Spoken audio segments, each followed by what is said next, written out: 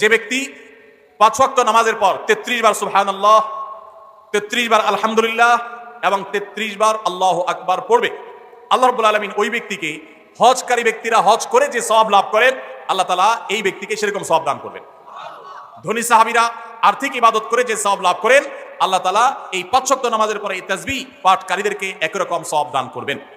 ভাইরা আমার, আবারও বলছি, এর মানে এই নয় যে হজ করার যে মর্যাদা আছে হুবহু সেই মর্যাদা সব দিক থেকে শতভাগ সেই রকমই আপনি আল্লাহ তাআলার কাছে মর্যাদা লাভ করবেন এই আমলের মাধ্যমে, পাঠা তা নয়। তবে হজ করে যে পরিমাণ সওয়াব পাবেন, বিনিময় পাবেন, আল্লাহ আপনাকে সেই পরিমাণ বিনিময় দান করবেন। তাহলে একটি আমল আমরা পেলাম, সেটা হলো প্রত্যেক ফরজ নামাজের পর, 5 ওয়াক্ত ফরজ নামাজের পরে তাসবিহ পাঠ করা, সুবহানাল্লাহ, আলহামদুলিল্লাহ, আল্লাহু আকবার। কোন কোন বর্ণনায় সুবহানাল্লাহ এবং আলহামদুলিল্লাহ 33 এবং আল্লাহু আকবার 34 বারও বর্ণিত হয়েছে। সেটা আমরা অনেকে করি, আমলটা আমাদের সমাজে প্রচলিত আছে, এটা করলেও হবে ইনশাআল্লাহ। 33 বার সুবহানাল্লাহ, 33 বার আলহামদুলিল্লাহ এবং 34 বার আল্লাহু আকবার।